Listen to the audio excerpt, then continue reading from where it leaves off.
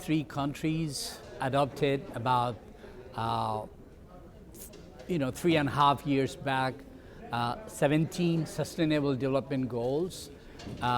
They start from no poverty to zero hunger, education for all, health for all, climate change, responsible consumption, gender equality, good governance, etc. I would say almost every SDGs can be engaged or embraced by business. I would give you a couple of examples. For example, the issue of addressing hunger. Hunger happens because there is not enough access, or there is not enough production, or there is losses, and the consequence is malnutrition and also basic right on the individual missing. Education, SDG on education, SDG on health, good competitive product or a reasonable price medicine can be afforded by many people, and it can be a very good business. And I give one example on HIV and AIDS issue. Some years back, the cost of medicine on HIV was over $1,000, and not many people could afford to purchase that. Now it costs less than $50 or less than $100. So many more can afford it. But also, I would say, protecting environment, consuming responsibly is a good business. We cannot afford to be irresponsible and, let's say, throw away our produce into the rivers and the ecosystem of that river, where millions of people consume or drink that water, or fish is produced, the livelihood on people is destroyed, which has many negative consequences on people, and then can have a negative consequences on business. So good business must always think about sustainable approach, not doing something harming in terms of environment or others just because you want to step up the profit and get high profit in the short run. And therefore I would say always there is an element of good business and sustainable development goals. The 17 goal I referred, it's so wide. There are different business can adopt and choose. Like in case of India, for example, there are lots of effort government is making in terms of accessing food through midday meals. There are hundreds of millions of children involved in that. There is a public distribution system, almost 800 million people on that. Sadly, India has been recognized one with concerning high level of stunting and malnutrition. There can be a good business solution, and there may be an element of making money in this. There are parts of the country where repeatedly there are climate concern, drought, or flood, etc. Adopting a resilience crop and helping farmers through business processes to grow water-resistant crop can be a sustainable solution in terms of improving food security, but at the same time could be a good business. and also business model in the context of buying from farmers and others. There should be always an honest approach in terms of reasonable prices for the farmers, because the business wishes to make quick money and pay a little bit less or substantially less can sadly let these farmers get out of this business in terms of production, and the next could be is there is no crop to buy and no continued business. But overall, by involving in these areas, there could be a contribution to sustainable growth. I take another example: education.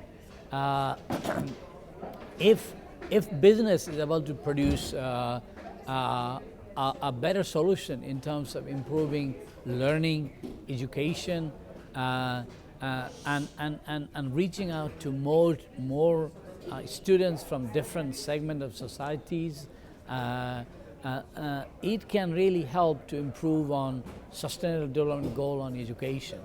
The whole issue we are the notion of universal health care in terms of achieving health for all. Why that's happening? Because many people are not able to afford. If there are good business model taken to produce cheaper price medicine, and more people can access those medicine. Consequently, it can help to achieve the health sustainable goal, so on and so forth. The element of environment, that's one of the biggest challenge for reaching to the next generation. Cars emitting less. Maybe like in New Delhi, we're having a problem since last week in terms of pollution. People are talking about a burning of straw in Punjab and Haryana. Imagine if we can find a good solution through business model to help those farmers get extra money through alternative ways. That burning may not happen. Consequence of that would be a healthy population in Delhi and around. So that's sustainability. I think we don't need to over complicate sustainable development goals. They are very simple notion, so that the people and the planet and society can live in harmony, and we preserve the society and the nature for tomorrow, for our next generation. So business can play an immense role in helping achieving sustainable development goal. Through there also financial contributions. I was referring here with the World Food Program, we are partnering with a number of business organizations to address issue of malnutrition, to improve technology in terms of public distribution system, including improvement of the dietary habit for children in school. And I want to welcome that opportunity to work with more business to really make a difference in people's life and communities on the ground.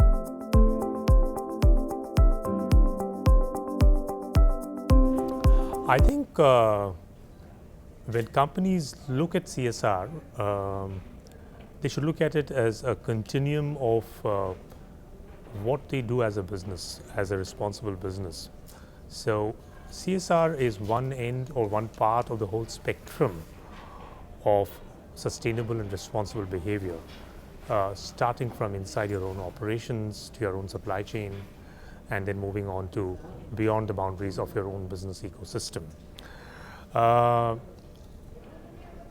And if you try to correlate that with SDGs, if you take an SDG like sustainable production and consumption, that really is at the core of what businesses do, right? Sustainable production is how do you make products, how do you make services, how do you deliver services in a manner that is light from an environmental footprint perspective, lighter, and socially more responsible in terms of your own employees, in terms of your own suppliers, right?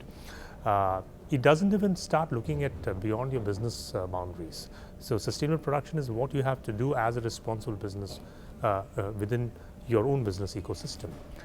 And there's a lot that companies can do, and many of them are already doing on that. If you take another SDG, which is climate change, again, there's really a lot that you can do inside your corporation or inside your own value chain, whether it is in terms of reducing your carbon footprint through multiple modes. It could be investing in renewable energy for your own operations. It could be changing the mix of your employee commute, where employees use more public transport, and enabling that to happen like the way we've done in Wipro. In Wipro, in many of our larger campuses, more than 75 to 80% of our employees use public transport, and we made that easy to do, right? So things like that. So the common message here is, whichever SDG you take, I think companies must look at it from a 360-degree view, and must really start with what they can do as a responsible business within their own business ecosystem, and then look beyond.